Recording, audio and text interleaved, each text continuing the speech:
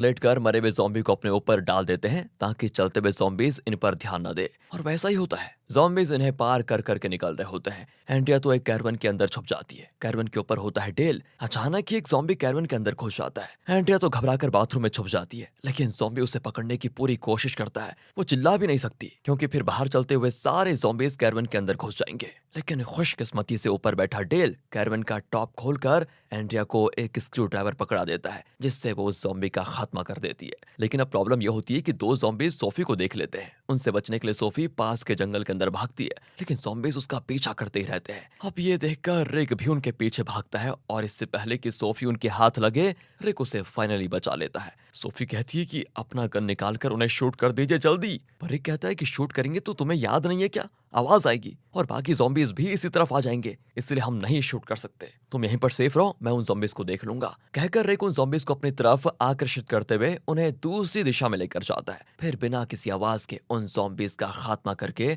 Sophie को लेने के लिए वापस आता है। लेकिन दोस्तों, तब सोफी वहां पर नहीं होती। अपनी बेटी को खोकर काल बहुत रोती है कि कहाँ गई वो। फिर सभी सोफी को ढूंढने लग जाते हैं। अचानक होता यह है कि चर्च की बेल बजती है। ये लोग चौंक कर उस दिशा में जाते हैं तो वाकई में वहां पर एक चर्च होता है। लेकिन ये क्या, चर्च के अंदर भी ज़ॉम्बीज़ होते हैं। वो उन ज़ॉम्बीज़ को मार कर बाहर आते हैं और फैसला करते हैं कि एक साथ मिलकर सोफी को ढूंढने से बेहतर ये होगा कि हम उसे अलग अलग दिशाओं में ढूंढें। तो एक तरफ रिक, काल, शेन जंगल में ढूंढने जाते हैं। तभी एक हिरन को देखकर काल बड़ा खुश होता है क्योंकि उसे हिरन बहुत ज्यादा पसंद होते हैं। तो वो उसके पास जाने लग जाता है कि तभी उस हिरन पर कोई गोली चलाता है। लेकिन होता यह है कि हिरन को लगकर वो गोली काल को भी लग जाती है। तभी वहां पर वो शिकारी आता है जिसने हिरन को शूट किया था। वो कहता है कि मेरी जगह पास ही में वहां पर डॉक्टर है, आप लोग चलो मेरे साथ। तो वो काल को उठाकर तुरंत उस डॉक्टर के पास लेकर जाते हैं। वो वहां पर फिर काल का ट्रीटमेंट शुरू करते हैं और बताते हैं कि गोली हिरन को लगकर फिर इसको लग गई थी, इसलिए इसको ज्यादा चोट नहीं आई, बच जाएगा ये। लेकिन हाँ, बुलेट के पीसेस को निकालने के लिए ऑपरेशन करना होगा, जिसके लिए खून और दूसरे मेडिकल इक्विपमेंट्स, मेडिसिन,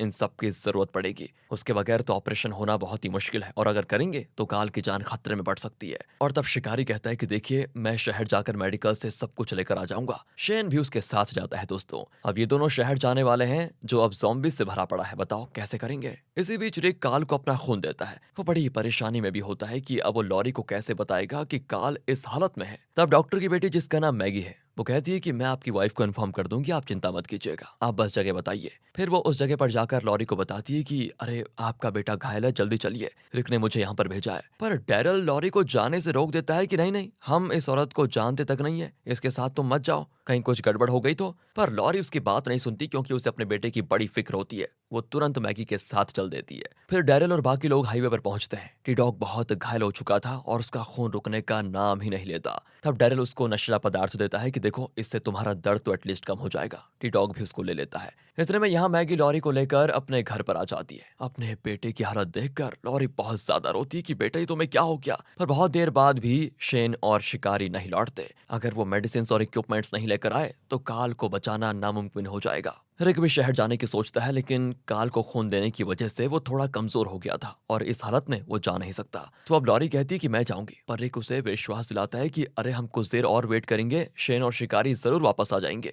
यहाँ टीडॉग की हालत बद से बदतर हो रही थी, तो वो उसको भी लेकर डॉक्टर के पास आ जाते हैं। वहां पर शिकारी की वाइफ टीडॉग का इलाज करती है अच्छे से। तो अब रिक, उसकी फैमिली और बाकी सारे लोग डॉक्टर के घर पर ही हैं। दोस्तों, ये घर एक बड़े खेत के बीचों बीच है और जरा सेफ जगह मालूम होती है, इसलिए सभी थोड़ा रिलैक्स करते हैं कि चलो सब बढ़िया है। लेकिन अगर थोड़ी देर में काल का ऑपरेशन नहीं हुआ तो बेचारा मर सकता है। मेडिसिन और इक्विपमेंट्स का और इंतजार करेंगे तो काल जरूर मर जाएगा। इसलिए डॉक्टर कहते हैं कि मैं उन चीजों के बिना ही ये ऑपरेशन करूंगा ताकि बच्चे के बचने के कुछ तो चांसेस होंगे। अगर अभी ऑपरेशन नहीं किया गया तो ये नहीं बचेगा। देखिए, अब आप दोनों का फैसला है, अभी करना है या उनके आने का वेट करना है। ये सुनकर बेचारे रिक और लॉरी तो टूट जाते हैं, लेकिन दिल पर पत्थर रखकर वो ऑपरेशन के लिए हाँ कर देते हैं। डॉक्टर ऑपरेशन शुरू करने वाले होते हैं कि तभी बाहर गाड़ी की आवाज आती है। Oh my God! खुशकिस्मती से शेन मेडिकल की सारी चीजें लेकर लौट आता है, लेकिन उसके साथ शिकारी नहीं होता। शेन बताता है कि रास्ते में वो ज़ॉम्बीज़ के हाथों फंस गया और बेचारा मर गया। सुनकर सभी बड़े दुखी होते हैं। तो डॉक्टर ऑपरेशन शुरू करते हैं जो सफल होता है और काल बच जाता है। अब शेन बाथरूम में जाकर अपने आप को देखता है तो उसके सर पर एक जगह पर बाल नहीं होते।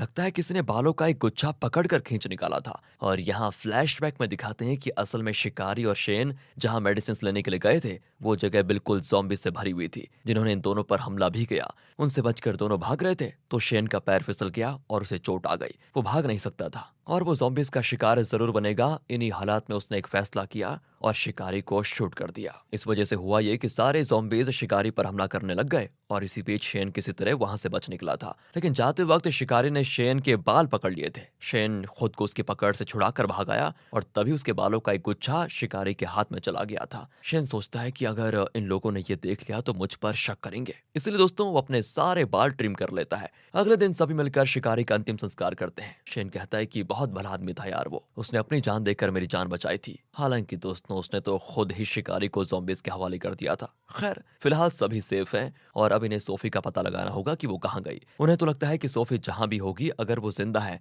तो हाईवे की ओर जरूर आएगी। इसलिए वो सभी हाईवे पर एक गाड़ी पर लिखते हैं कि सोफी अगर तुम यहाँ पर आई हो तो यहीं पर रुक जाना, हम रोज यहाँ पर आते हैं। फिर डॉक्टर कुछ मेडिसिन मंगवाते हैं जिन्हें लेने के लिए उनकी बेटी मैगी शहर जाती है। लेकिन अब ग्लेन भी उसके साथ जाना चाहता है क्योंकि उसे मैगी पसंद जो आ गई है। तभी लॉरी ग्लेन को एक पर्चा देती है और कहती है कि ये शहर से लेकर आ जाओ। पर्ची लेकर वो शहर चले जाते हैं। वहां से कुछ मेडिसिन लेकर वो लॉरी का बताया वो आइटम भी लेकर आ जाते हैं और अब ग्लेन लॉरी को वो आइटम देता है जो कि एक प्रेगनेंसी टेस्ट किट है। लॉरी उससे चेक करती है तो पता चलता है वो प्रेग्नेंट है और उसके पेट में शेन का बच्चा है और ये बात सिर्फ लॉरी और ग्लेन ही जानते हैं। इसी बीच डैरेल डॉक्टर का घोड़ा लेकर सोफी को ढूंढने निकल जाता है। डॉक्टर बहुत परेशान हो जाते हैं।